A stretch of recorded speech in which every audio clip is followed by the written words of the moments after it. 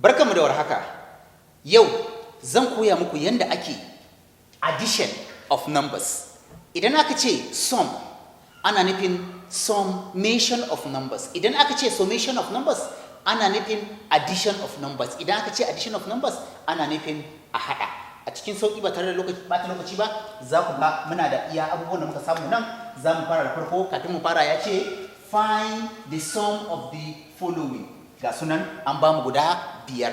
A cikin guda biyar ɗin ga ya kankanci da bambanci wanda ke cewa idan ku gani wannan ya ɗauki tens da tens, wannan ya ɗauki tens da hundreds, wannan ya ɗauki hundreds da hundreds, wannan hundreds, hundreds, hundreds, wannan kuma thousand hundreds. Duka za mu ga yadda za mu iya haɗa su a cikin sauƙi. Idan wannan shine kallon bidiyon ka na farko a gare mu, da Allah ka taimaka mana ka danna mana subscribing, ka danna liking, kuma kai sharing saboda me yaran mu da ke gida su ma su ƙaru da wannan ilimi. Kamar da kuke gani su ga suna a jere, bari mu fara da na fari. Na fari ya ce ya ba mu 15 a haɗa shi da 10.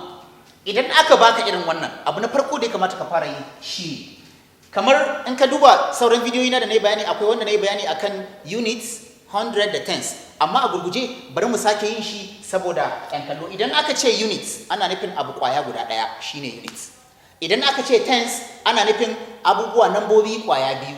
Idan aka ce 100 ana nufin nambobi kwaya 3, 1000 na da 4, haka nan. Misali idan aka ce maka units shine 0, 1, 2, 3, 4, 5, 6, 7, 8, 9. Wa'annan su ake kira units.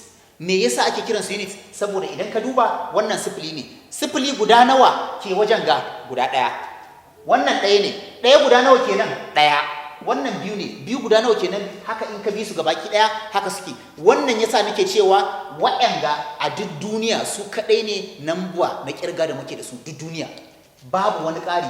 Wasu za su yi mamakin cewa me yasa za a ce wa'anga nambobin su kaɗai ne namba a duniya? Gaskiya ne su kaɗai ne namba a duniya. Dalili shine duk namban da ya wuce wa'anga ya zama repetition, ya zama mai maimaicin wani namba. Misali idan aka ce to idan mun tsaya daga 0 zuwa 9 shi kaɗai ne namban duniya, to ya za a yi da 12? Ai muna da 12. To mu ce 12 sai mu ce muna da 12. Haka ake rubuta 12. Amma idan ka duba za ka ga cewa wannan ɗaya ne, akwai shi a ciki gashi nan, shi aka ɗauko aka sake maimaitawa. Wannan biyu ne gashi nan, shi aka sake maimaitawa. A hakan aka bi su gabaki ɗaya za mu ga cewa waɗanda su ne iya nambar da muke da su duk duniya. Ina fata an fahimci wannan. Su ne muke kira units. Idan aka haɗa namba kuma haka 12, 13, 14, haka nan, duka su kuma na kiransu me tens. Me yasa aka kira su tens? Saboda me sun fi ƙarfin units, sun koma biyu. Tunda sun koma biyu shine ba da tens. Idan aka samu 1, 2, 3 ya zama 3, that is ya zama 123. Ya tashi daga tens ya zama 100, ya zama 100. Ina fata fahimci wannan. Haka nan har 1000 har sauransu. Duk da ba a kan shi za mu yi bayani ba, za mu yi bayani ne akan yadda ake haɗa su. So na farko kamar yadda aka ce haka na yi bayani akan cewa abu na farko da za ka fara rubutawa bancin sauke wannan matsala naka sai ka ce me tens units. Kana sauke wannan ka gane, ko kuma in baka da saurin ganewa iri na, to yadda nake yi ina indicating, ina bada alama don in gane. Wannan na farko tens ne, zan rubuta tens a sama, wannan unit ne, an gama da shi.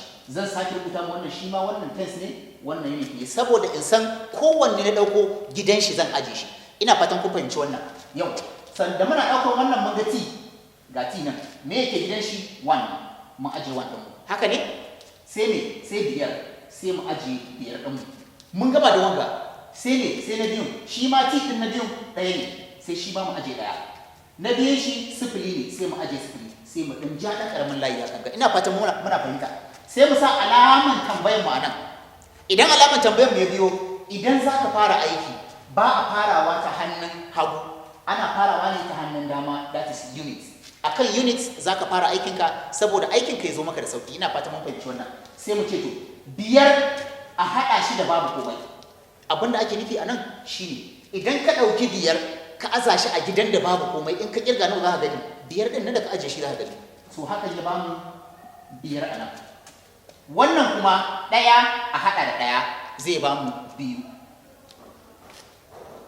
shi kenan a gidan sauƙi. Ina fatan an fahimci wannan. Idan an fahimci wannan sai mu ce iya ansan da za mu samu aka ce an ce ka haɗa 15 ka haɗa shi da 10 me zai baka 25. shi kenan.